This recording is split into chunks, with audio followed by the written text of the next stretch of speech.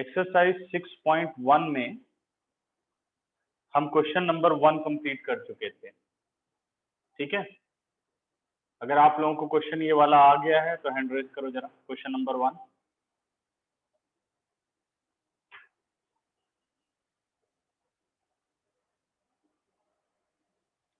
निश्चय, question number 1 आप देख चुके हो? Yes sir. ठीक है, सर? अब आओ। हाँ जी, जी हाँ बोलो। सर 7 जुलाई को सर मेरा पीरियोडिक टेस्ट है सर, मैथ्स का फर्स्ट चैप्टर आ रहा है। तो सर मेरे को ना उसमें थोड़े ना डाउट्स हैं, तो सर मैं नेक्स्ट क्लास में क्लियर कर लूं सर? हाँ हाँ बिल्कुल, ठीक है। सर क्योंकि मैं वो दूसरी वाली बुक से जो स्कूल से साथ मिली थी सर, मैं उससे भी थोड़ा पढ़ रहा था ना सर उसमें हाँ, से। नहीं पढ़ लेना उससे, जो भी असाइनमेंट वगैरह दिया हो टीचर ने। और सर मेरे को अभी तक सिर्फ 2 क्वेश्चंस में ही डाउट था, तो सर मैं आपसे सारी बाकी की और करके नेक्स्ट क्लास में पूछ लूंगा सर डाउट्स। ठीक है, ठीक है, क्लास के बाद ले लेंगे। 26 जुलाई। सर मेरे सर 5 से हैं सर। सर हमारे फर्स्ट एंड सेकंड चैप्टर आ रहे हैं, अभी तक डेट शीट नहीं मिली। ठीक, मतलब पढ़ा तो मैं सारा चुका हूँ तुम लोगों को, है ना? कर तो लोगे? Yes sir. सर मेरे 5 जुलाई से शुरू है सर मेरे। बस स्कूल में जो भी आपको असाइनमेंट्स दिए जाएं वो असाइनमेंट्स कंप्लीट करो। अगर उनमें कुछ डाउट आता तो बताना, वो लोग भी तो एक्स्ट्रा क्वेश्चन कुछ देते होंगे ना। Yes sir. सर असाइनमेंट हमें मिला था सर एक, वो मैंने करा नहीं था सर, वो मैं करके उसके भी जो डाउट्स होंगे सर वो भी पूछ लूंगा। ठीक है, हाँ जी। रुद्र आप भी कुछ कह रहे थे?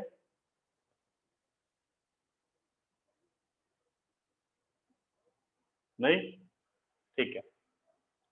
देखो एक्सरसाइज 6.2 का क्वेश्चन नंबर 2 देखो। देखो सेकंड आपकी क्वेश्चन। वॉइस ब्रेक हो रही थी, आप कुछ पूछ रहे थे क्या?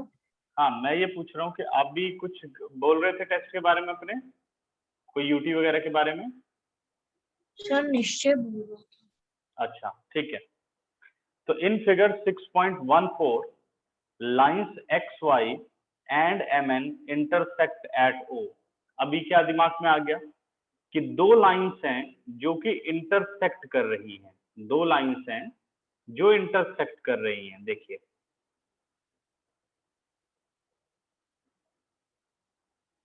Line X Y and M N intersect, जैसे लाइनें इंटरसेक्ट करेंगी क्या क्या बातें हो सकती हैं, ये समझ जाओ कि यहां आ सकते हैं वर्टिकली अपोजिट एंगल्स और आ सकते हैं लीनियर पेयर, इनका जरूर यूज होने वाला है। ठीक है, तो line X Y and line M N,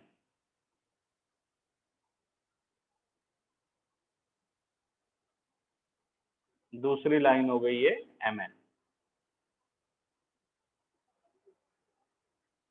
intersect each other at point O. Correct, ये दी हुई है फिगर।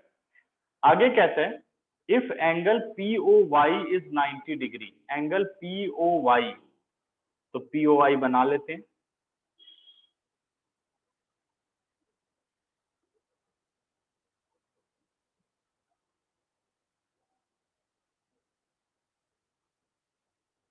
ये हो गया आपके पास एंगल पी ओ वाई जो कि 90 डिग्री का एंगल है। ये 90 का सिंबल हो गया, ये 90 डिग्री का एंगल है। आगे कहता है A ratio B is 2:3, find angle C. A ratio B, ये आपका एंगल ए और ये आपका एंगल बी, यहां पे आ गया ए और यहां पे आ गया बी। ए रेशो बी कितना दे रखा है हमें? 2:3 दे रखा है और एंगल सी हमें फाइंड आउट करना है। ठीक है, तो देखो गिवन है हमें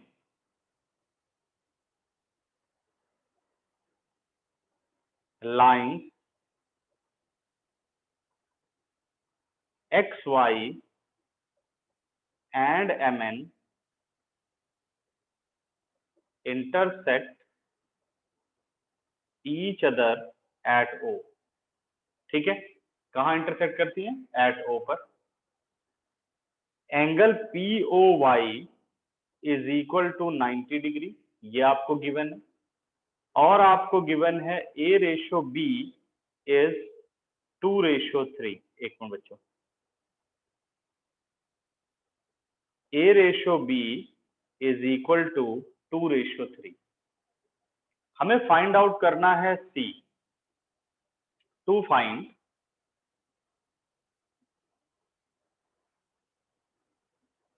sir angle POY C, 90 degree sir. POY 90 degree, ठीक है। तो एंगल C हमें फाइंड आउट करना है या सिंपल C, जैसे उसने लिखा है, कोई फर्क नहीं पड़ेगा।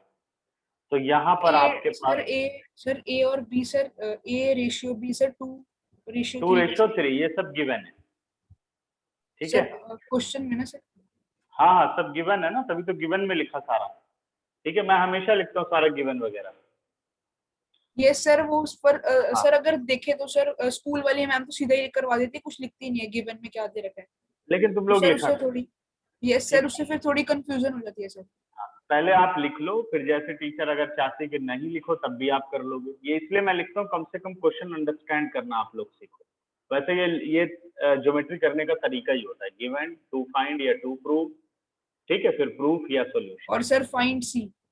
हाँ ठीक है, टू फाइंड क्या हो गया, C। एक मिनट हिमांशी, अब हम बात करते हैं सॉल्यूशन की, ठीक है। अब सॉल्यूशन पे काम करते हैं। सबसे पहली बात ये देखो हिमांशी, मैंने आपका इसका सॉल्यूशन देखा था, आप थोड़ा जैसे मैंने समझाया वैसे लिखने की कोशिश किया करो, ठीक है। शॉर्टकट लिख देते हो, रीजनिंग कम लिखते हो, ठीक है। तो पहले स्टेप्स देखो आप, ठीक है, कैसे करना है, ठीक है। तो सबसे पहली बात ये है कि अगर ए और बी में मुझे रिलेशनशिप बताना है तो मुझे ये पूरा एंगल पता होना चाहिए। ये देखो, ये पूरा एंगल कितना, हमें पता चल रहा है ये 90 डिग्री है, क्योंकि अगर परपेंडिकुलर होता तो दोनों तरफ 90 होता है।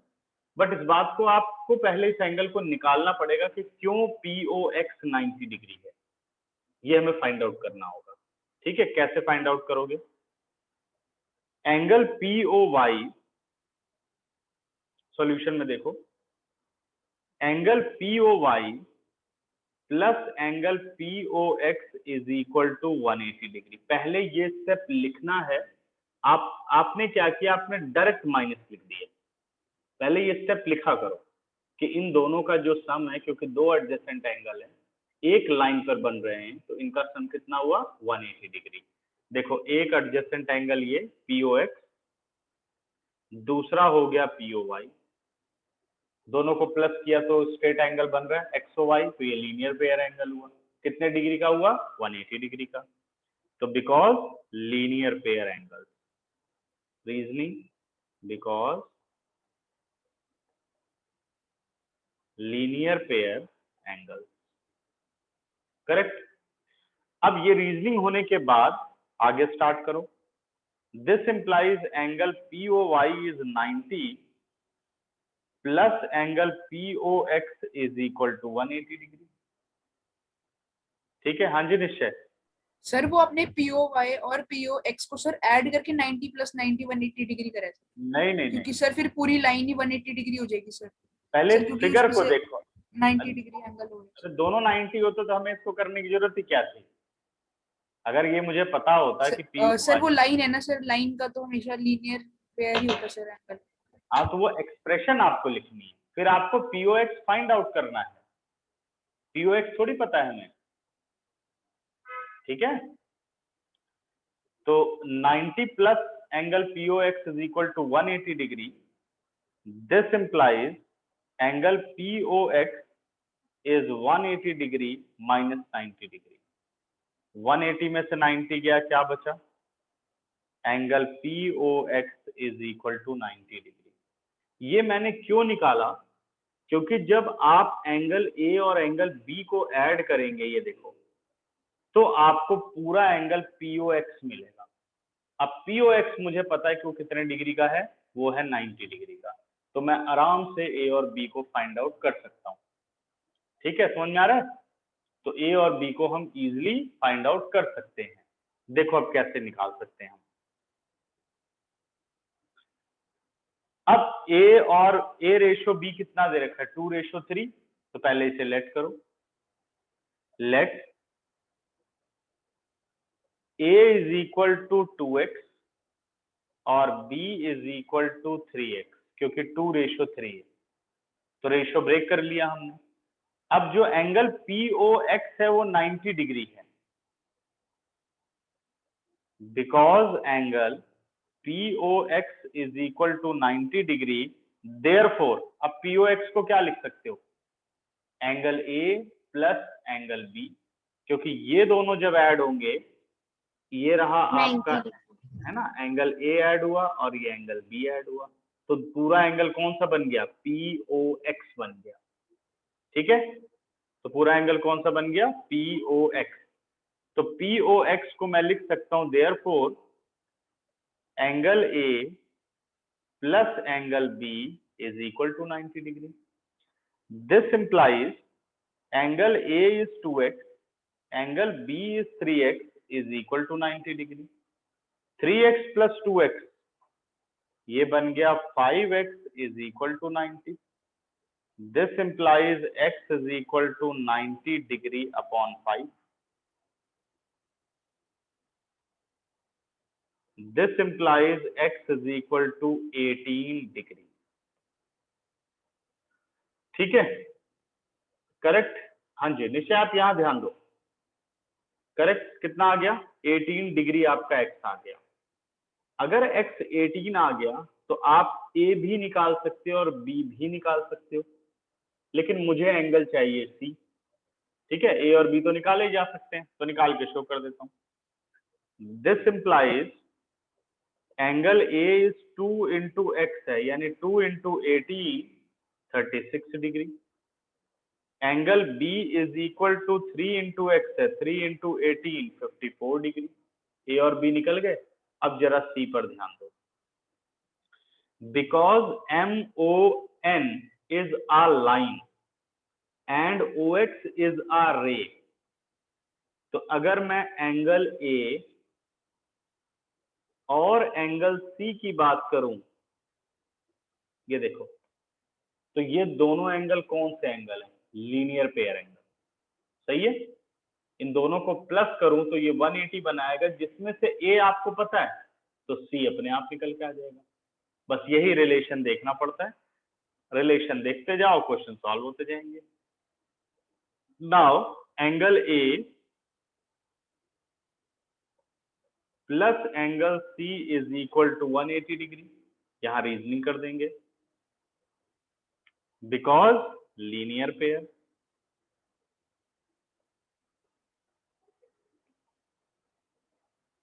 सर एंगल बी के साथ लीनियर पेयर बन गया। B के साथ बेटे लीनियर पेयर C नहीं बना पाएगा। ठीक सर है, आपने वो ए भी ऊपर नीचे लिख दिया सर, नहीं तो बुक में बी के साथ बनेगा।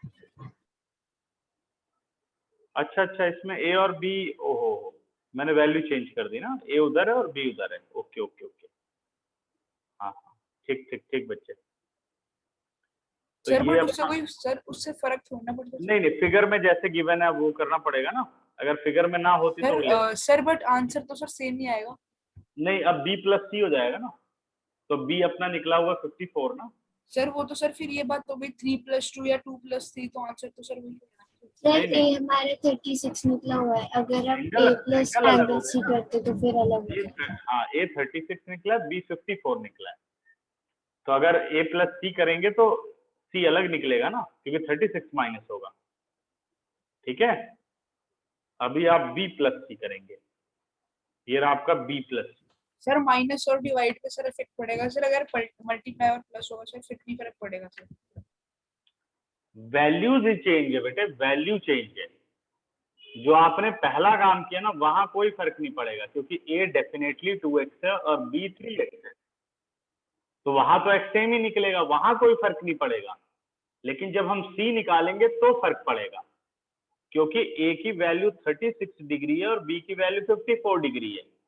अगर 180 में से 36 निकालोगे तो अलग वैल्यू आएगी, 54 माइनस करोगे तो अलग वैल्यू आएगी, तो फर्क नहीं पड़ा, यस सर गलत होगा सर। है ना। तो वो इसमें फिगर की वजह से वो आपको करना पड़ेगा, जो दिया है वही लेना पड़ेगा। ठीक है, ईशान इतना लेट क्यों ज्वाइन किया भाई? Yes sir. हाँ जी ईशान,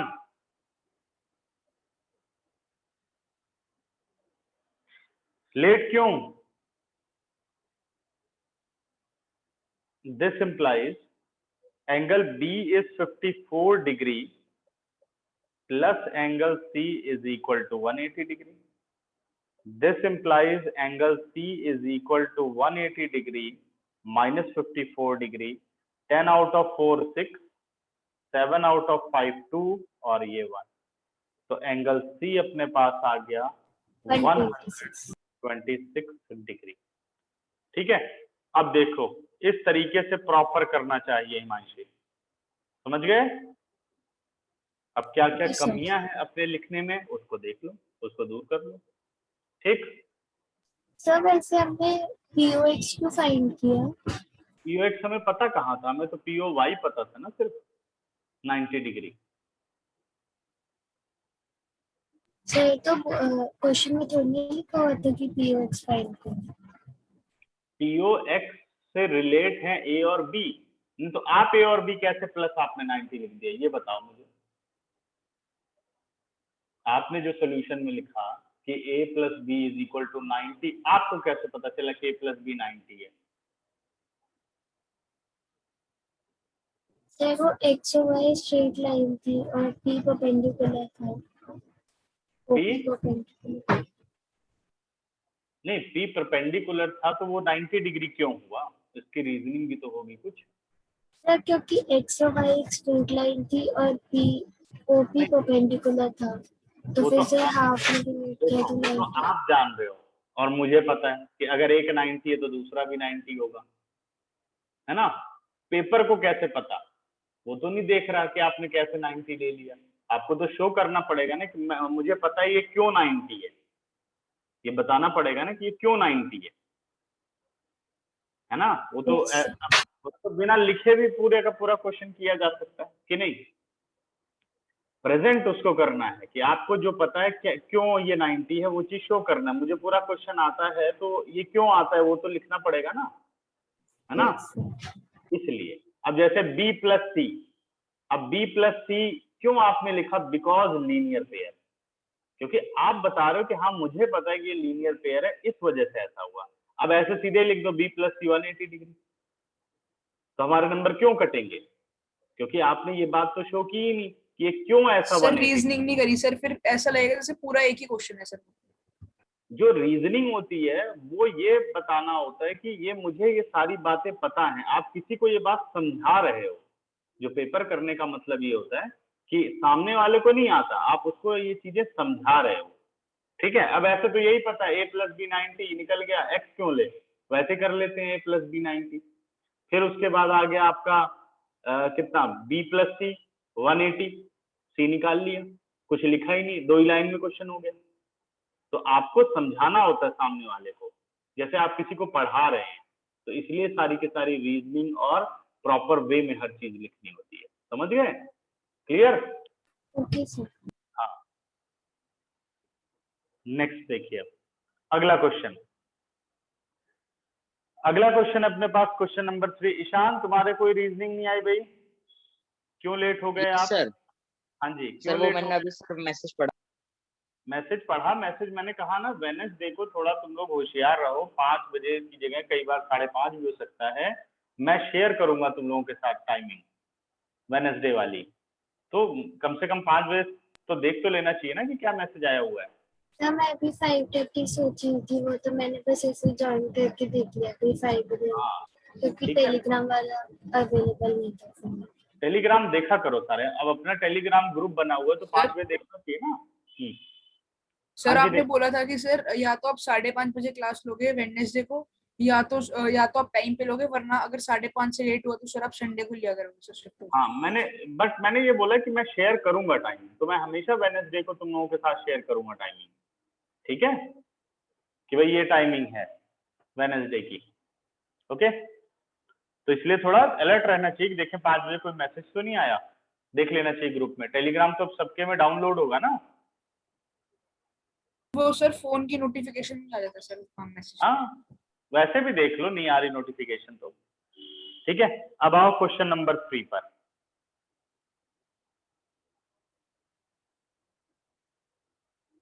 ठीक है, एक मिनट बच्चे, मैं हिमांशु देख चुका हूँ, थोड़ा मैं समझा दूं बेटा, तुम लोग भी देख लो क्या क्या चेंजेस हैं, नहीं तो फिर ऐसे टाइम ज्यादा लग जाएगा। एक्सरसाइज खत्म कर दूं? Okay sir.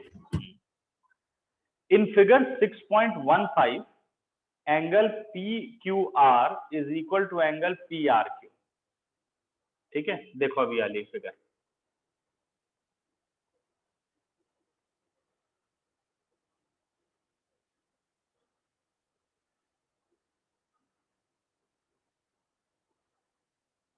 ये अपने पास आ गई ट्राइंगल PQR, और ये पॉइंट हो गया S, और ये पॉइंट हो गया T। गिवन है बच्चों हमें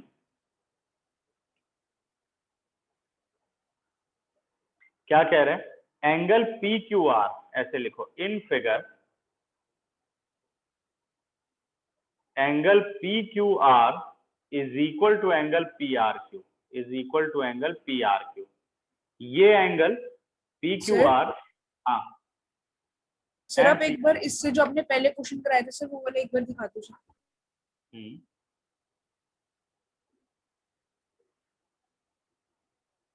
सर 2 मिनट से पूरा दिखा दो सर, मैंने पूरा एक बार देखना था सर। चेक कर लो फटाफट। अच्छा, तुम लोगों से कंफर्म तो किया ही नहीं, कितने लोगों को समझ में आ गया आज? भूल गया? ये सर मैं सर देख रहा था ना सर, वो फिर आपने हटा दिया था। अच्छा अच्छा, ठीक है, अगर आ गया तो हैंड रेज करो, कितने को भी आ गया ये क्वेश्चन।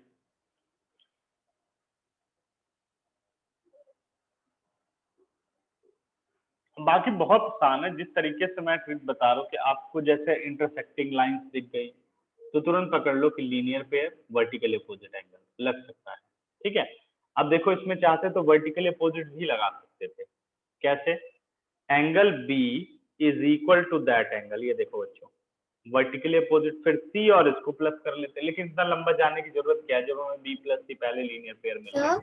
हाँ जी, तो वैसे पी ओ वाई और एंगल सी वर्टिकली अपोजिट नहीं माने जाएंगे? कौन से बी ओ?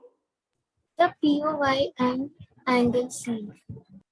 नहीं बेटा, एंगल एम ओ वाई और एंगल एक्स ओ एन ये वर्टिकली अपोजिट है, क्योंकि ये दो लाइनें इंटरसेक्ट नहीं कर रही हैं। अगर आप जब वर्टिकली अपोजिट की बात करते हो तो दो लाइनें इंटरसेक्ट करनी चाहिए। तो क्या लाइन पीओ और लाइन एक्स वाई इंटरसेक्ट करके क्रॉस एंगल बना रही है क्या? ऐसे नहीं। लेकिन अगर आप देखो तो आपके पास ये पूरी जो एमएन लाइन है, ये देखो, ये पूरा एंगल, ये देखो, ये क्रॉस एंगल है, ये पूरा एंगल और ये पूरा एंगल, ये देखो, अब ये है वर्टिकली अपोजिट। सिर्फ आपको क्रॉस पे ध्यान देना है। सर तो फिर हम angle A plus 90 is equal to angle C कर सकते हैं। इस तरीके से आप निकाल सकते हो। देखो 90 प्लस 36 कर दो, 126 डिग्री आ जाएगा, ये सी आया हुआ, ये कर सकते हैं, बिल्कुल ठीक है, गुड, ठीक है, तो ऐसा कर सकते हैं, करेक्ट। बड़े आगे, निश्चय कोई डाउट? सर मैं ये पूछ रहा था सर कि हमको पूरा ऐसे लिखना पड़ेगा, given lines X Y M N intersect each other at 0। Sir ये पूरा तो नहीं लिखना पड़ेगा ना सर? ऐसे लिख सकते हैं ना sir, angle P O Y equals to 90 degree, A ratio B equals to 2 ratio 3, sir ऐसे लिख सकते हैं। या सर ज्यादा ही होगा तो सर ऐसे लिख देंगे, given equals to angle P O Y equals to 90 degree. जो क्वेश्चन में जिस तरीके से आपको मेंशन किया गया है, ठीक है, हर बात आपको गिवन में लिखनी होती, क्योंकि एक्स वाई इंटरसेक्ट एमएन से भी तभी तो आपको बेनिफिट होगा, तो हर बात आपको लिखनी है, समझ गए? Lines X Y intersect line MN, वो सारी बातें इसमें लिखनी है। अब देखो इसमें जैसे कुछ नहीं था तो इन फिगर लिखा था, तो मैंने लिखा in figure angle P Q R is equal to angle P R Q, जो कि कोई भी नंबर कट करने का चांस ना हो सकता है टीचर ना कट करे नंबर आपके, ठीक है, लेकिन आप ऐसा लिखो कि कोई भी चांस ना बने कि कहीं पर भी टीचर नंबर को काट सके, तो इसलिए बस क्वेश्चन ही पढ़ो और उसके अकॉर्डिंग लिख दो, ठीक है। Angle P Q R is equal to angle P R Q, ये दोनों बराबर है। अब कहता है बच्चों टू प्रूव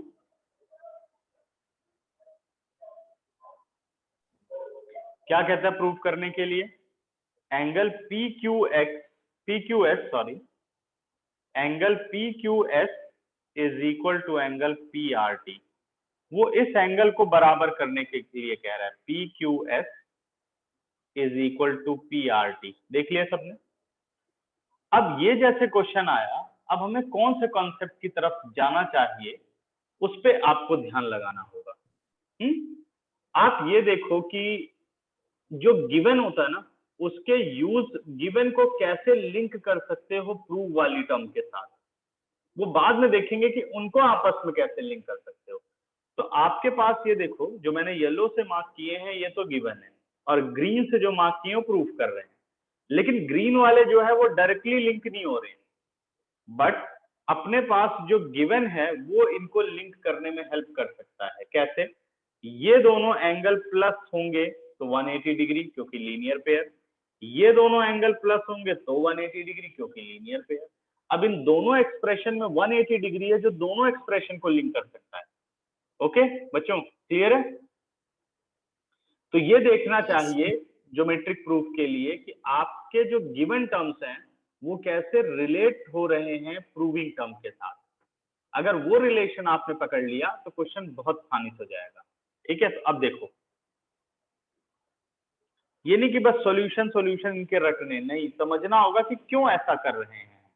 ठीक है, अब आ जाओ प्रूफ पर।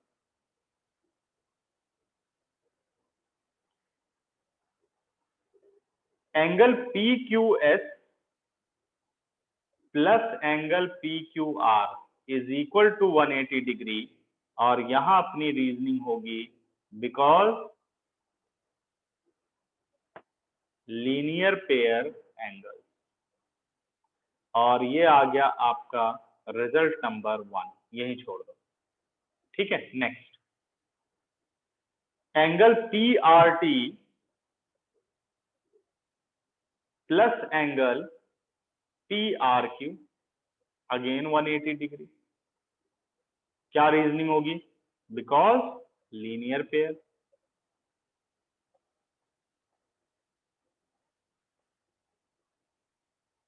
ये आपके पास रिजल्ट नंबर 2 हो गया। ठीक है, दोनों 180 डिग्री के बराबर। क्या मुझे 180 चाहिए? मुझे क्या प्रूफ करना है उस पे आओ बच्चों। PQS is equal to PRT। ये रहा आपका PQS और ये रहा PRT, ये दोनों इक्वल टू में होने चाहिए, चाहे इनके साथ कुछ भी हो। PQS is equal to PRT मुझे चाहिए, तो मुझे सीधे दिख रहा है कि 180 के अगर दोनों बराबर हैं और इक्वेट कर दूं तो दोनों बराबर हो सकते हैं। हाँ जी निश्चय, कोई दिक्कत? सर जैसे ना सर मैं 8th में सर मैं ना मैथ्स की ट्यूशन में जैसे पढ़ती थी सर, वहाँ पे ना जो ये एंगल की रीजनिंग करना सिखाते थे सर, तो वो वर्टिकली ऑपोजिट एंगल्स को सिखाते थे VOP लिखना। हाँ, तो सर मैं स्कूल में लिख के आया था सर, उसके मेरे मार्क्स कटे थे सर। कटे थे ना, तो पिछली क्लास Yes, में sir. हमने इसी पे डिस्कस किया था ना, जैसे हिमांशी ने कहा कि सर LP लिख दें। Yes sir. तो सर वो अब चीज मैंने नोटिस करी सर। हाँ, तो ये टीचर पे डिपेंड करता है कि भाई वो अगर अपने मेथड की तरह चल रहा है, भाई वो भी LP लिख रहा है तो बच्चे भी LP लिख रहे हैं, तो नंबर मिलेंगे। अब मैं क्या बता रहा हूँ कि आपको ऐसा लिखना है कि कोई भी आपके नंबर ना काट सके। अगर आप लीनियर पेयर एंगल लिखेंगे तो अब जिस टीचर ने LP लिखा है वो टीचर भी तो समझ जाएगी कि ये लीनियर पेयर की बात कर रहे हैं, है ना? तो नंबर थोड़ी काटेगी उसके।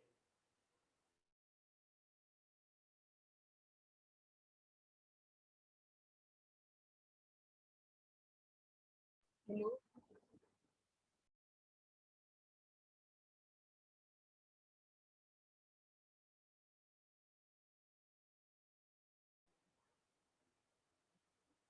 ठीक है, तो इसलिए जो मैं यहाँ पे टर्म्स आपके साथ शेयर कर रहा हूँ या जो लिख रहा हूँ मैं यहाँ पर, जब एक शॉर्टकट जो यूनिवर्सली यूज होता है तो वही शॉर्टकट मैं लिखूंगा, बाकी शॉर्टकट नहीं लिखूंगा।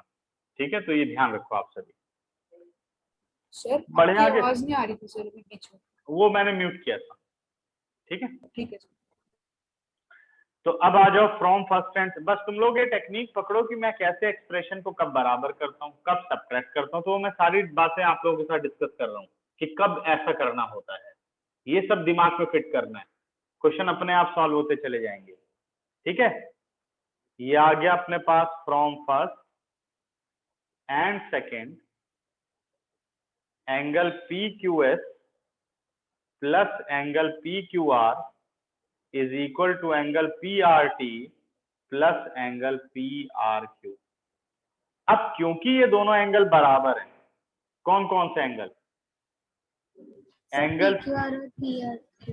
पी क्यू आर और पी आर क्यू, ये दोनों बराबर है एंगल, यानी एक तरीके से समझ लो ये 60 डिग्री 60 डिग्री, एक तरीके से माने तो क्या ये दोनों माइनस नहीं होंगे, लेफ्ट से राइट पे जाएं या राइट से लेफ्ट पे जाएं? तो इसको आपको ज्यादा शो करने की जरूरत नहीं होती है, ऐसे ही डायरेक्ट आप इम्प्लाइज का साइन लगा दो। सर और आपने बताया था कि सर हम एक पी क्यू एस और एक पी क्यू टी काट भी सकते हैं सर, बिल्कुल बिल्कुल क्योंकि दोनों के जो सम मतलब दोनों के जैसे ए और बी जो है सर वो एक जैसे होंगे, और सर पी आर टी और पी आर क्यू एक जैसे होंगे। तो इसका सर मतलब देखो, जब मैंने ये बात लिख दी बच्चों, तो इसका मतलब है कि आपने माइनस कर दिया कि भाई पी क्यू आर को ले गए आप राइट पे, क्योंकि पी आर क्यू और पी क्यू आर बराबर है तो सेम वैल्यूज माइनस होकर आंसर 0 हो गया। ठीक है ना, अब यहां बस वो रीजनिंग कर दो कि एक बार फिर से याद दिला दो कि because angle P Q R is equal to angle P R Q, इसलिए हमने इस स्टेप पे नहीं लिखा। रिजल्ट इज प्रूव्ड, वो मैंने ऐसे मार्क कर दिया, तुम लोग पेपर मत मार्क करना, ये बस ध्यान रख लेके मार्क किया हो कि बराबर थे, इसलिए ये दोनों जो है कैंसिल आउट हो गए, मतलब माइनस हो गए। ठीक है, फटाफट देखो। तो सर हम एग्जाम में कैसे लिखेंगे सर कि हमने कुछ ये नहीं, कट करा है, एग्जाम में बस जैसे मैंने लिखा था इम्प्लाइज करके ये दोनों हटा दो इक्वल टू वाले, कि माइनस हो गए ये। और सर रीजनिंग कुछ नहीं करनी सर? कुछ ये रीजनिंग ये रही क्योंकि इक्वल है इसलिए वो और सर माइनस। आपने बोला था कि सर ये वाली रीजनिंग एग्जाम में नहीं लिखनी। ये वाली रीजनिंग नहीं, मैंने कहा ये जो मैंने यहाँ पे हाईलाइट कर दिया है, कहीं पेपर में ना हाईलाइट कर दो, तुम लोग हाईलाइट नहीं करना। ठीक है, ये देखो, ये हाईलाइट नहीं करना आपको। अच्छा सर आप ये कह रहे हो कि जो आपने लाइन डाली हुई है पी क्यू आर और पी आर क्यू के ऊपर कट कर दो? अच्छा चलो कट शो कर देना, कोई बात, अब तो ठीक है, ये हटा लगा। फिर आज जो मैंने मेथड यूज किया था वो ठीक था? क्या बच्चे? फिर जो मैंने मेथड यूज किया था वो ठीक था? मेरे ख्याल से यही सेम मेथड है। आपने क्या तो किया सर ना, माइनस मैं- पहले कर दिया, ये स्टेप नहीं लिखते हो आप लीनियर पेयर के लिए, ये वाला स्टेप पहले इसको हाँ, लिखा सर करो, मैंने उसके डायरेक्ट कर बाद, दिया था। हाँ उसके बाद माइनस किया करो। ठीक है, सर बाकी तो सही वैसे है। भी कर सकते हैं ना कि P Q S is equal to 180 degree minus P Q R, और दूसरा हो गया ठीक। Angle P R T is equal to 180 minus angle P Q R, और हाँ फिर ये इक्वल हो गई क्योंकि equal angles are subtracted from 180 degree. हाँ जी बिल्कुल ठीक है, सही है। ठीक है, तो ये स्टेप लिखने के बाद फिर माइनस वाला लिखो, फिर दोनों जो इक्वल एंगल है इसलिए वो उसके राइट हैंड साइड भी बराबर हो गई, 180 180 0 हो गया, माइनस माइनस कट गया, एंगल सारे इक्वल, बिल्कुल ठीक है, कर सकते हैं। ठीक है, अभी कितने लोगों को समझ में आ गया वाला क्वेश्चन, हैंड रेज करो।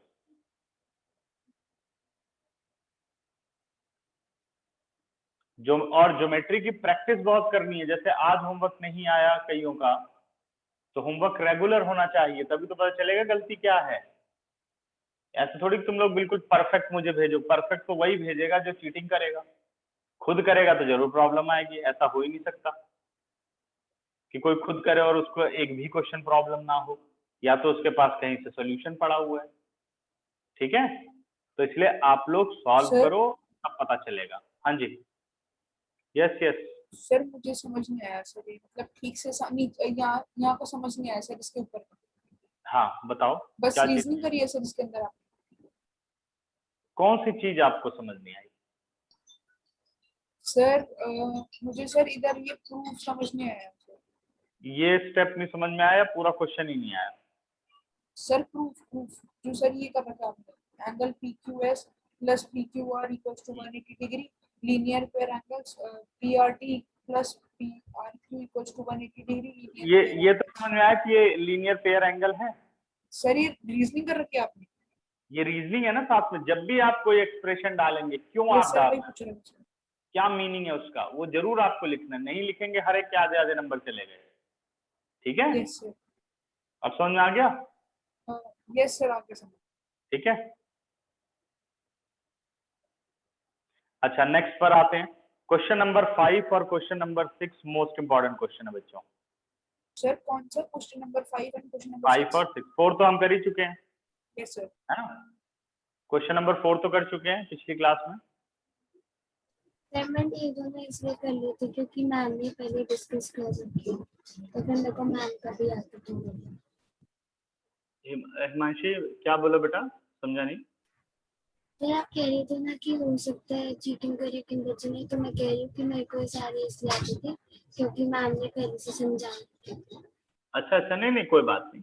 ये मैं एक कॉमन बात डिस्कस कर रहा हूँ बच्चे। कॉमन बात क्या होती है कि क्यों प्रॉब्लम नहीं आएगी। जैसे कोई होमवर्क नहीं कर रहा, कोई होमवर्क भेज रहा है, ठीक है, तो अब जब आप होमवर्क करेंगे, आप भेजेंगे, फिर मैं सोल्यूशन करूंगा, तभी तो पता चलेगा ना कि मैंने क्या चीज कम लिखा है।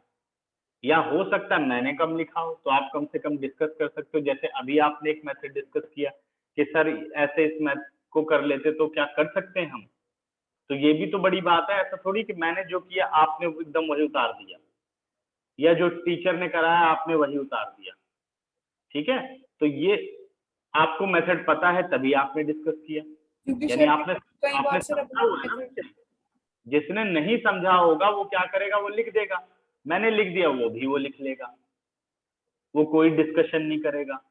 तो चाहे वो तो चाहे मेरे से समझो चाहे टीचर से समझो, समझ रखा है आपने, तो आपने दोनों मेथड के डिफरेंस को समझा कि भाई इतना ही डिफरेंस है कि सर ने 180 को इक्वल किया है और मैंने क्या किया, माइनस करके फिर एंगल की इक्वालिटी का इस्तेमाल किया। तो ये अच्छी चीज है, ये बुरी चीज थोड़ी है।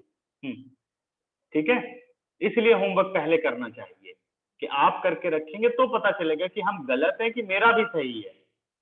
ठीक है, ओके। हाँ जी हिमांशी, मुझे लगता है बात क्लियर हो गई होगी। Yes sir. हाँ ठीक है। अच्छा, अब बढ़ता हूं मैं आगे बच्चे क्वेश्चन नंबर 5 पर। In figure 6.17, in figure 6.17 POQ is a line and ray OR is perpendicular to PQ। ठीक है, अब ध्यान देना यहां पर।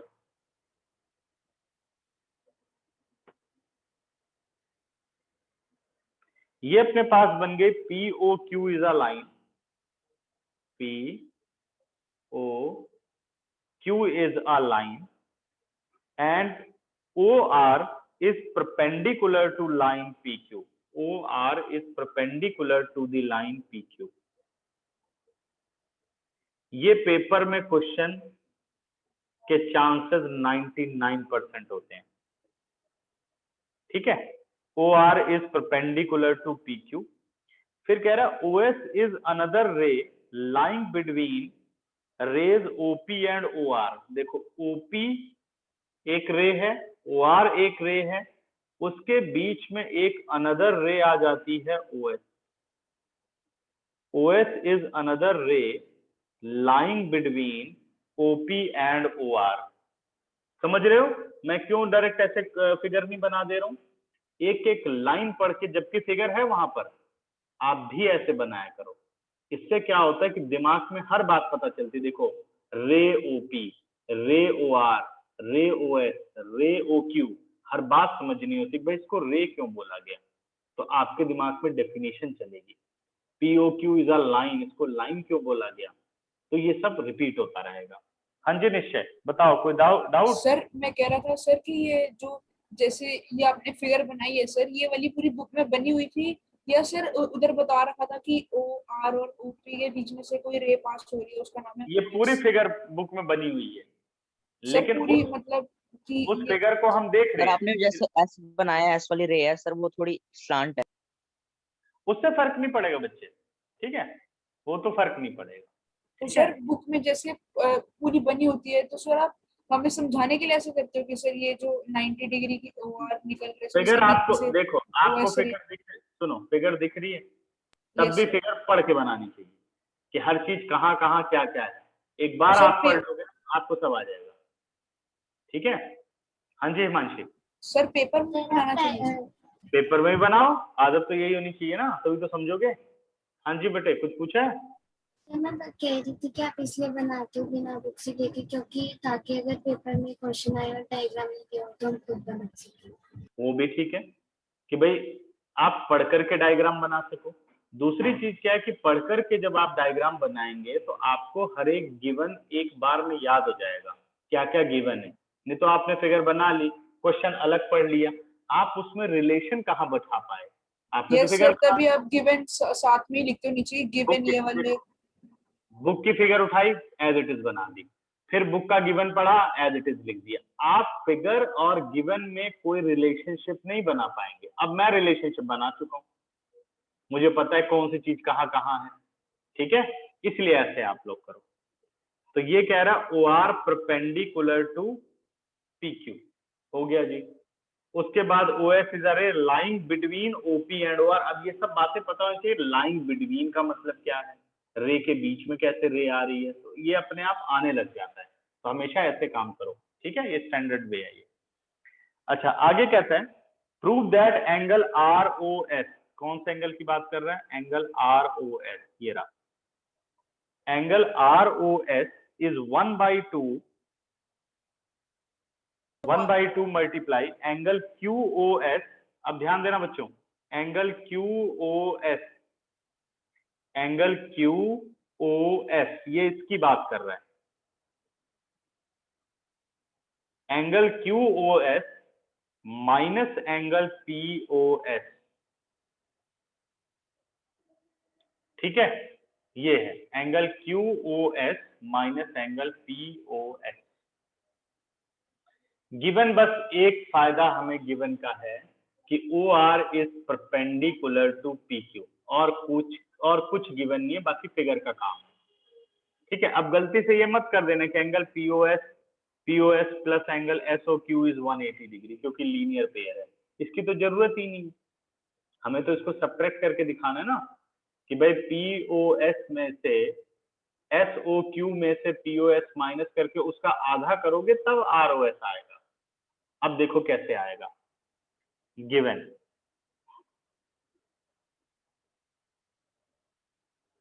पहले हम गिवन लिखते हैं।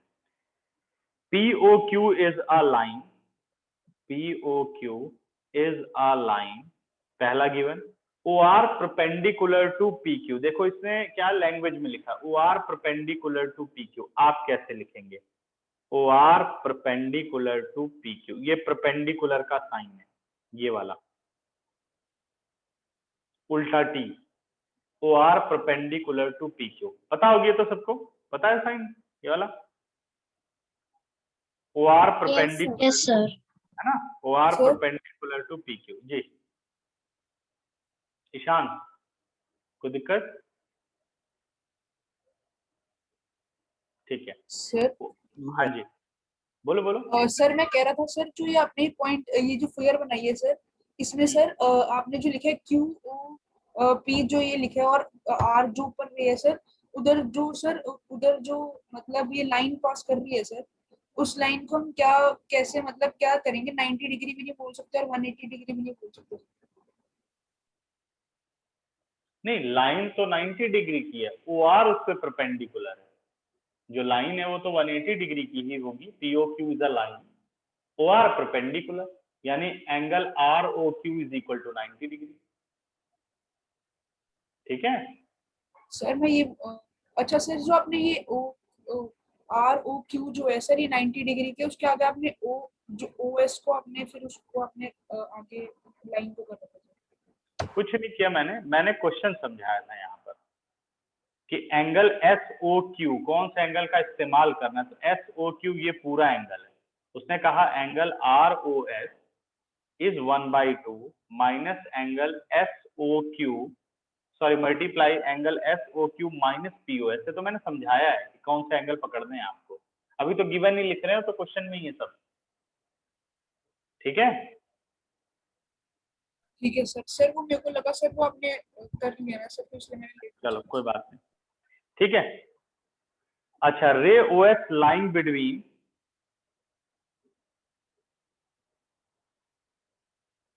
रे OS lying between OP and OR, ठीक है, OP and OR, rays OP and OR लिख सकते हो, सिंपल OP and OR, ये तो हो गया। अबाउट टू प्रूव क्या है, कह रहा है angle ROS is equal to 1/2 multiply angle SOQ minus angle POS, ठीक है। अब आते हैं हम प्रूफ पर।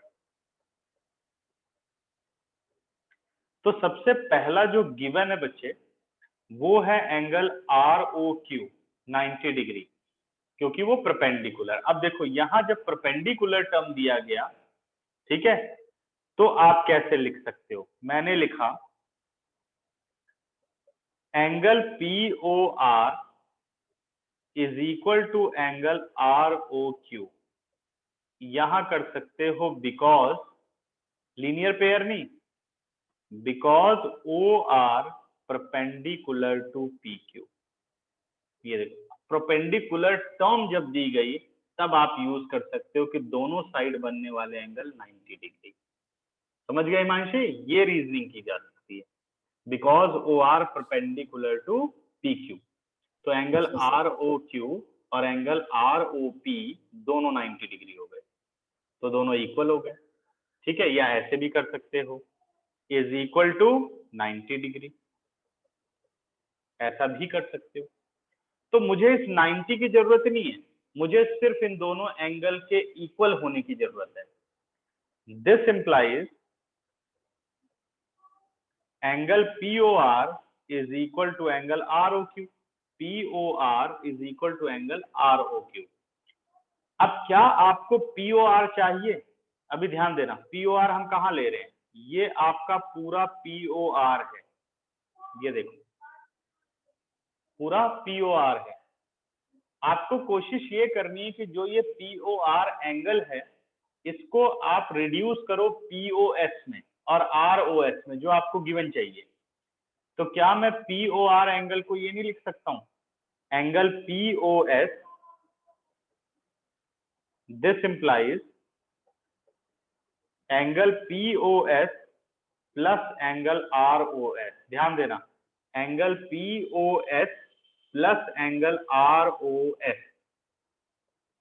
कितने लोगों को समझ में आ गया, ये लिख सकते हैं कि नहीं, angle POS plus angle ROS is equal to angle POR। हाँ जी निश्चय, क्लियर और नॉट? सर क्या था सर, क्वेश्चन क्या था? मैंने कहा एंगल POR, ये पूरा एंगल POR है, एक मिनट, सर ये मुझे पूरा एंगल POR है, तो क्या POR को मैं ये लिख सकता हूँ ROS plus angle POS। Yes sir, sir वो हम लिख सकते हैं सर। ठीक है, लिख दिया जी। अब इसको लिखने के बाद मतलब अपना काम है कि इन एंगल्स को कलेक्ट करना, जो गिवन एंगल है उनको रिप्लेस करना और इन एंगल को कलेक्ट करना किसी भी तरीके से, तो अपने आप रिजल्ट आता जाएगा। मैंने कहा ना सबसे पहले गिवन ढूंढो, गिवन को फिर लिंक करने की कोशिश करो प्रूफ के साथ, तो लिंक हो रहे हैं सारे। अब बढ़ते हैं आगे, अगला देखो अब जरा, नेक्स्ट क्या कहता है, राइट साइड पे आओ, एंगल ROQ की बात कर रहे हैं बच्चों, देखो ध्यान से, एंगल ROQ ये वाला एंगल है, क्या एंगल ROQ को मैं लिख सकता हूं, ध्यान देना, एंगल SOQ ये पूरा एंगल माइनस एंगल, ये पूरा एंगल माइनस कर दो, ये पूरा, ये देखो हटा दो इसे, माइनस एंगल ROS। अगर पूरे इसमें से फिर से देखो इसको, ये मैं पूरा इधर कर दे रहा हूं जरा कलर ऐसे, यस सर लिख सकते हो समझ गए सभी, ये रहा। सर, क्योंकि और सर फिर अगर हम क्योंकि हाँ, SOQ में से अगर हम सर जैसे ROQ और में इसमें सर से अगर ये हम बस मैं ROS SOR माइनस माइनस कर देंगे सर तो फिर आ जाएगा सर। ये देखो, ये मैंने माइनस कर दिया, तो बचा क्या, क्या आर ओ क्यू ही नहीं बचा, सर उतना ही पोर्शन बचा सर। है ना? यस एस ओ क्यू में से आर ओ एस माइनस कर दिया तो आर ओ क्यू बचा। कितने लोग समझ गए?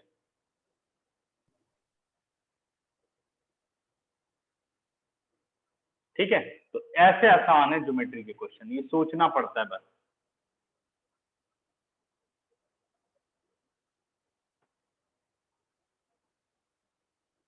ठीक है, तो अब मैंने क्या किया, आर ओ क्यू को लिख दिया मैंने angle S O Q minus angle R O S. ठीक, देखो बच्चों, ये एक्सप्रेशन आ गई, जो जो एंगल चाहिए सब आ चुके हैं। हमें एंगल चाहिए एस ओ क्यू, ये रहा S O Q, angle R O S वो भी दोनों है, एंगल पी ओ एस ये रहा एंगल पी ओ एस, सब आ चुका है। इसका मतलब अब क्वेश्चन में कुछ सोचने की जरूरत नहीं, बस आपको अर्थमेटिक कैलकुलेशन करनी है, सारी चीजें अब अपने पास हैं। ठीक है, और किसकी हेल्प से आपने किया, जो जो आपके पास गिवन थी चीजें। ठीक है, अब बढ़ता हूं आगे। अब जो एंगल आर ओ एस हैं उन्हें एक साथ कर दो, एंगल आर ओ एस जो ये माइनस आर ओ एस है ये भी लेफ्ट साइड पे आ गया, plus R O S is equal to angle S O Q minus angle P O S. R O S और आर ओ एस जुड़ के हो गए twice of angle R O S, और ये angle S O Q minus angle P O S, sorry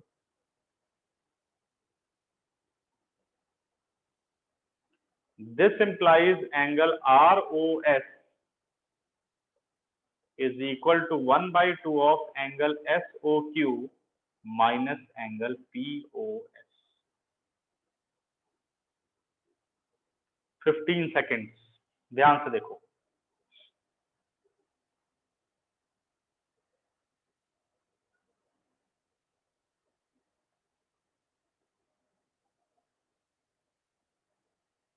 कितने लोगों को क्लियर हो गया, हैंड रेज करो।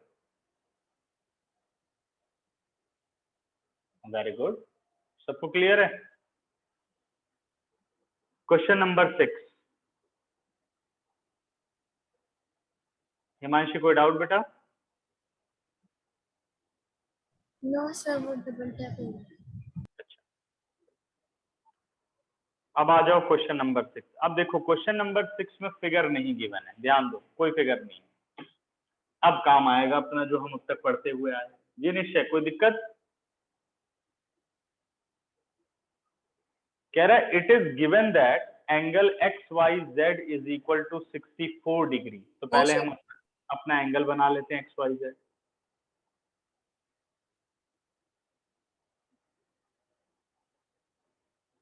ये आ गया एक्स, वाई का मतलब ये एंगल वर्टेक्स हो गया, एक्स वाई जेड एंगल बन गया। फिर उसके बाद कहता है और ये एंगल कितने डिग्री का है, ये एंगल है 64 डिग्री का। ठीक है, फिर कहता है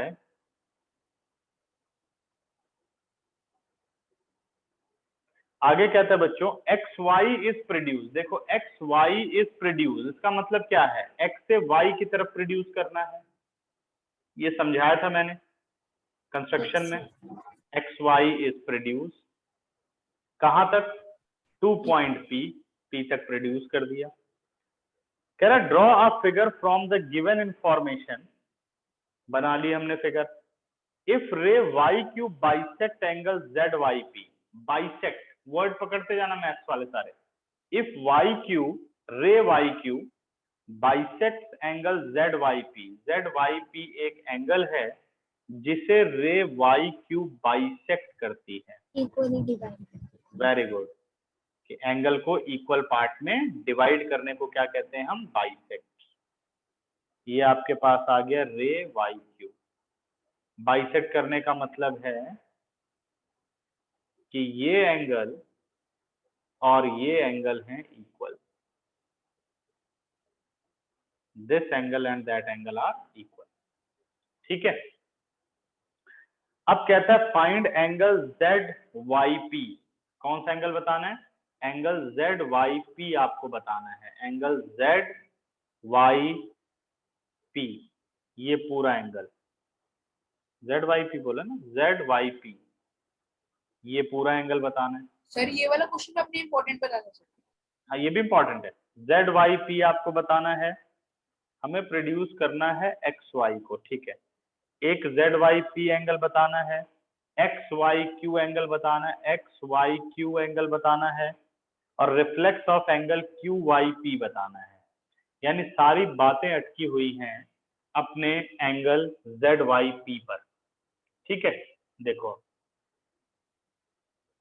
गिवन है हमें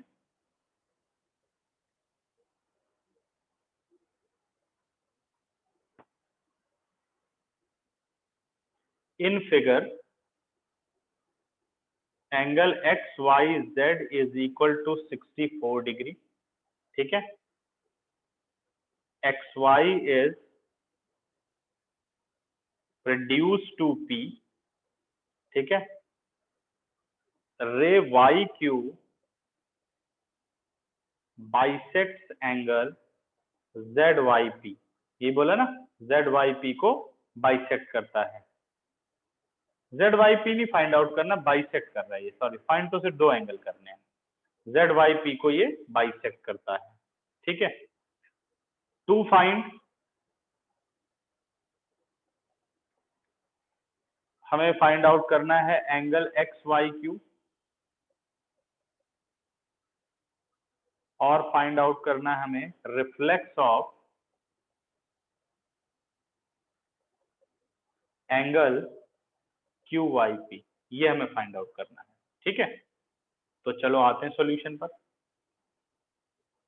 क्या करते हैं, इनको नंबरिंग दे देते हैं, एंगल 1, एंगल 2 और एंगल 3, ज्यादा इजी हो जाएगा, ठीक। देखो अब सॉल्यूशन। सर अगर इन्हें एक्स से नंबरिंग कर देंगे तो और ज्यादा इजी हो जाएगा। हिमांशी जी दोबारा बोलो बच्चे। तो मैं कह रही हूँ अगर हम जेड बाई क्यू और क्यू बाई पी को अगर हम एक्स से नंबरिंग कर देंगे, दोनों को एक्सेस कर देंगे तो जो वो ज्यादा इजी हो जाएगा। अगर हम क्या कर ले उसे एक्स वाई, वो सब मैं कह रही हूँ जो एंगल 1 और एंगल 2 है, अगर हम इनकी जगह एक्स लिख दे दोनों को सर तो वो ज्यादा इजी हो जाएगा। नहीं बट पहले उसको बेटे वो करना पड़ेगा ना, डिफाइन तो करना पड़ेगा ना कि क्यों बराबर है। बाइसेक्ट तो वो तो हो गया, मैंने ये कहा ना, जो चीज हम सोचते हैं वो आपको लिखना पड़ता है, ठीक है। अब ये एक नंबर का हो तो आप फटाफट सॉल्व कर दो कि भाई ये दोनों बराबर हैं, वैल्यू लिख देते हैं। अब प्रेजेंट करना है तो आपको प्रेजेंटेशन देखते हो, एक नंबर का है तो कोई रीजनिंग नहीं करनी, आपको सीधे आंसर निकालना, और एक नंबर का नहीं है तो कैसे प्रेजेंट करोगे वो आपको देखना है, ठीक है ना। तो इसलिए एक्स एक्स नहीं लिखा मैंने, 1 2 3 लिख दिया। अब देखो मैं क्यों बताऊंगा इसे, because Y Q bisects angle Z Y P, ये हमें गिवन है। देयरफॉर अब कह सकता हूं मैं कि एंगल 1 और एंगल 2 बराबर। मैं बाइसेक्ट का भी रीजनिंग दे रहा हूं कि बाइसेक्ट का मतलब क्या है। Because Y Q bisect angle Z Y P, therefore angle 1 is equal to 2। अब लिख सकते हो this implies angle 1 is equal to 2 is equal to X, वो अब आपकी मर्जी है, ठीक है। बट मैं 1 और 2 ही रहने दूंगा। अच्छा अब बात कर लेते हैं कि भाई इनमें रिलेशनशिप कैसे आएगा। 1 2 में से कोई एक मिल जाए तो आंसर होगा। Because X Y P is a line, देखो because X Y P is a line, ये बात तो गलत नहीं है, एक्स वाई पी एक लाइन है। Therefore angle X Y P is equal to 180 degree. अब एक्स वाई पी कितने एंगल का सम है, 1 + 2 + 3, तीनों का सम है। तो ये आ गया angle 1 plus angle 2 plus angle 3 is equal to 180 degree. क्या रीजनिंग, बिकॉज एंगल्स, अब लीनियर पेयर नहीं लिखना, angles on the same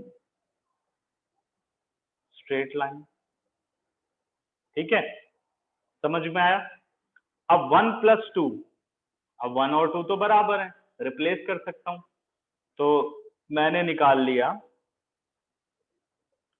this implies angle 2 plus angle 2 और एंगल 3 है 64 is equal to 180 degree. Angle 2 और 2 ट्वाइस ऑफ एंगल 2, 180 माइनस 64। ये हो गया आपका twice of angle 2, 10 out of 4 6, 7 out of 6 1 116. This implies angle 2 is equal to 116 by 2. 2 5s are 10, 2 8s are 16. This implies angle 2 is equal to 58 degree. This implies angle 1 is equal to angle 2 is equal to 58 degree. पहले यहां तक देख लो question.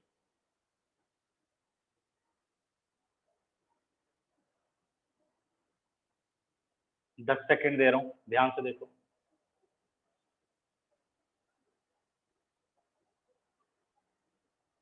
Ishan clear हो गया, कोई doubt? Sir clear. और किसको clear हो गया, हैंड रेज करो। Okay, very good. हाँ जी निश्चय, आप बताओ। सर 2 मिनट से देख रहा हूँ।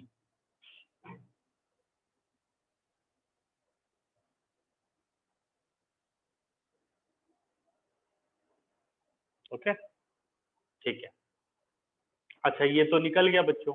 अब कौन सा एंगल चाहिए? हमें चाहिए angle X Y Q. Angle X Y Q, क्या वो 3 + 2 नहीं है? अगर 3 और 2 को ऐड कर दो तो एक्स वाई क्यू मिल जाएगा।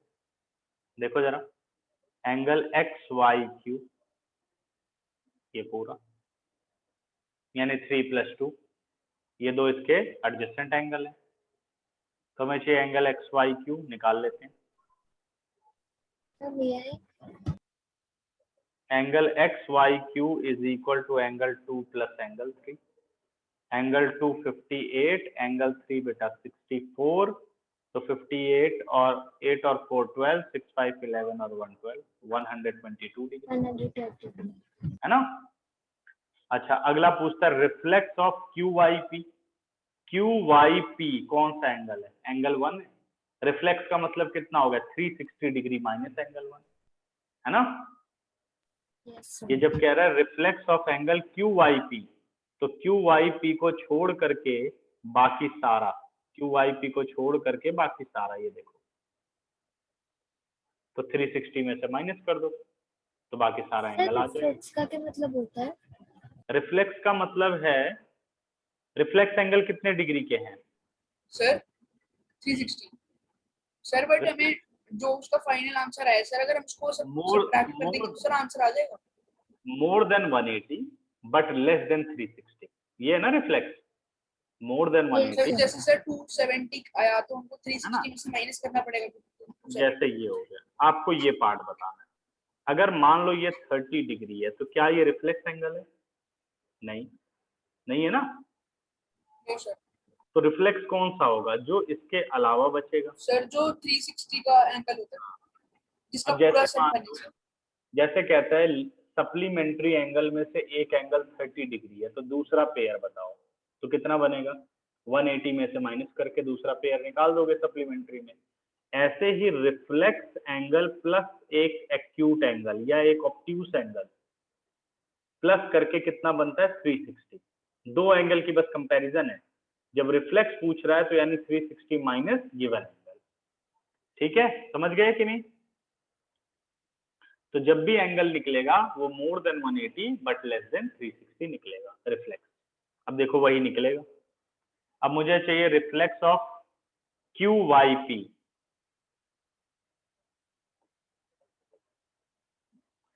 Reflex angle Q Y P, तो हमने क्या किया? 360 डिग्री माइनस एंगल 1, या एंगल क्यू वाई पी भी लिख सकते हो, आपकी मर्जी है। 1 और क्यू वाई पी एक ही बात है। 360 डिग्री माइनस 58 डिग्री कितना आ गया? 302 डिग्री।